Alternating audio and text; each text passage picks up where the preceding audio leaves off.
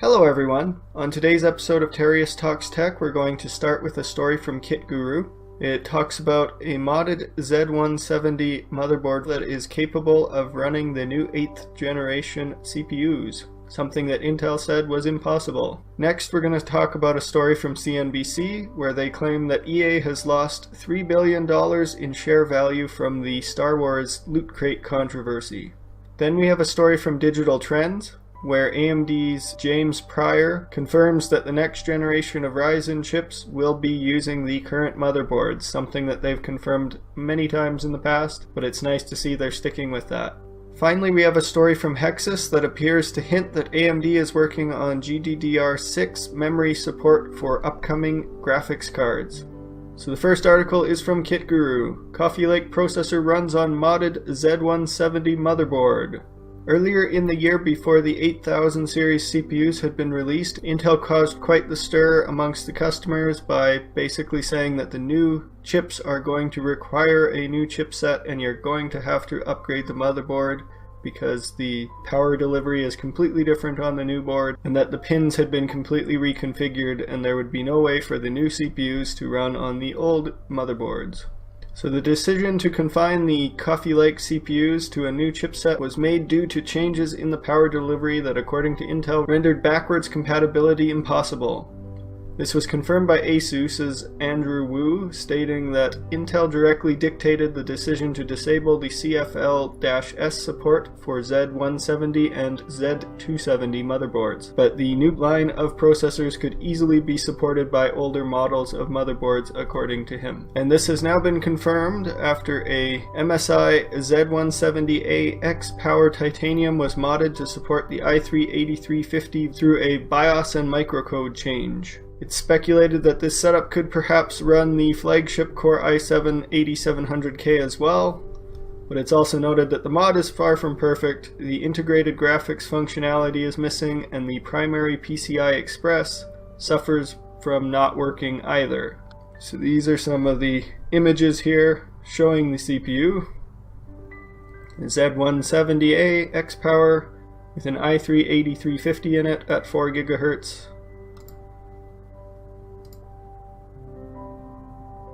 Running at 4 GHz, booted up into Windows.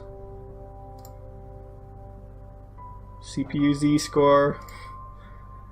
So basically, it seems that this person was able to do it.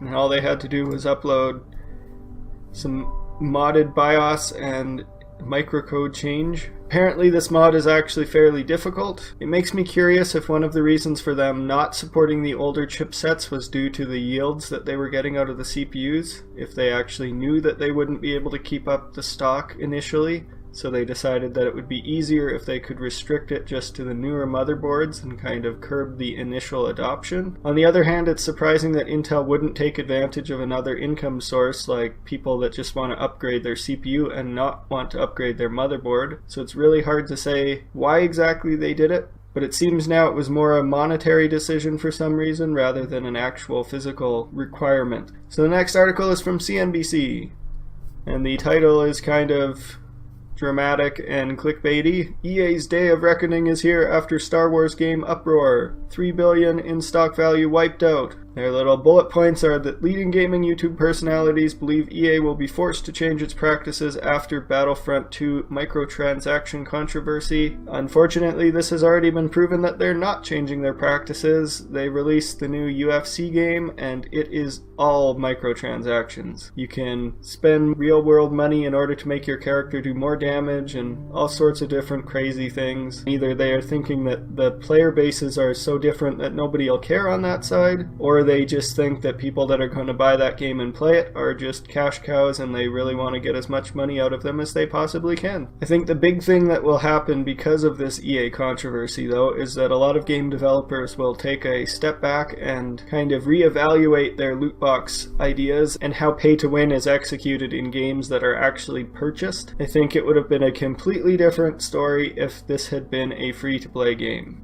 So EA stock is down 8.5%, and I've seen newer reports saying 11% now. Its competitors Take-Two and Activision are up 5 and 0.7% respectively during the same time period. EA gave a December quarterly sales forecast slightly below Wall Street estimates on October 31st. Some analysts suspect it was due to the Star Wars title. The shares fell 4% the following day, and the rest of the article seems to be reiterating just what happened.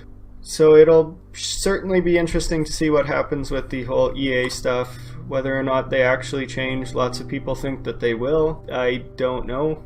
They've been doing this kind of thing for a long time, and they've been having all of these controversies a lot lately, so it wouldn't really surprise me if they just continue with the status quo and don't actually do anything. I think it might be a bit of wishful thinking, believing that they're going to suddenly change over this one incident and not continue to pursue these avenues of revenue. We can hope, though, at least that they take away something from this, that you really shouldn't mess around if you are charging people a ridiculous amount for the game in the first place and then charging them pay-to-win aspects in order to advance in that game. Hopefully they'll realize how stupid of an idea that is, but we won't know until the next time they release a big game, and since the UFC game seems to be basically the exact same model, but even worse, I don't know if there really is going to be a change at all. Third story here is from Digital Trends. AMD's upcoming Ryzen refresh won't require a new motherboard, company confirms. So James Pryor, a senior product manager at AMD, recently addressed a question in an interview regarding Ryzen 2 and a possible need for yet another motherboard upgrade. But he did reiterate a public comment announced by AMD that it will support AM4 motherboards through 2020. He also talked about the Zen processor development, which started 4 years ago and eventually required 2 teams. So he said, if you look back to where we first started talking about the Zen core before we even unveiled the Ryzen name, we were saying that when we were creating the Zen architecture, the core team came together some 4 years ago. They started building the design, they started creating this awesomeness. And after they got the fundamentals worked out, they peeled off part of it and started them working on the next generation microarchitecture. So basically, once the Zen development reached a specific point, one team continued to work on the design that's now in Ryzen and Threadripper, while another team began working on the Ryzen refresh chips. Now that the Ryzen and Threadripper chips are out, that team has moved on to Ryzen 2 theoretically, while the other team is continuing to finalize the Ryzen refresh. So it continues to talk about how they believe that the Ryzen refresh will land in 2018, and Ryzen 2 could take place in 2019, and of course the fact that even though you'll be able to use a Ryzen 2 processor in the AM4 socket of the current motherboards, you may want to still upgrade your motherboard because the newer chipsets will be sure to have a bunch of features that the current ones do not. But it's still nice to be able to have that backwards compatibility and that option that if you really need to, you can swap out the CPU without having to redo the entire platform. The final story here is from Hexus. AMD engineer signals upcoming GPUs with GDDR6 technology. So just ahead of the weekend, a rumor surfaced concerning AMD using GDDR6 as memory installed alongside an upcoming range of GPUs. The source was a LinkedIn profile of a member of the AMD technical staff, and under this employee's experience description was an entry that said he worked on a DRAM controller for GDDR6. New controller GDDR6. Samsung is having really good progress with their GDDR6 and they plan on it coming out relatively early next year. Then we also know that Micron will begin mass production of their GDDR6 in early 2018, and apparently SK Hynix may have already started shipping 2 types of GDDR6 at 14 gigabits per second and 12 gigabits per second to manufacturers already. And it kind of lines up with the AMD roadmap where they said that Vega was going to use HBM2, and Navi, which is supposed to come out next year, is going to use next-gen memory. So it's possible that that next-gen memory that they're talking about is GDDR6, or they could be talking about some new form of HBM2 that we don't know about yet. It's hard to say, but we'll find out hopefully in 2018. So that's really all of the tech news I have for this week. This time of the year is generally pretty slow in the tech industry. The time of the year where it picks up a lot will be in January and around CES. That'll have probably a ton of tech news, as it usually does, but I'll continue to make these videos as long as there's something interesting to talk about each week, and hopefully you guys are enjoying them. Anyway, if you have any ideas or questions, definitely leave them in the section below, the comment section, or you can email them to me, or you can tweet them to me. If you haven't already, then be sure to subscribe to my channel. There should be an icon appearing somewhere around here. Be sure to click on it and click subscribe. And if you want to get notifications whenever I post a video, be sure to click the little bell icon.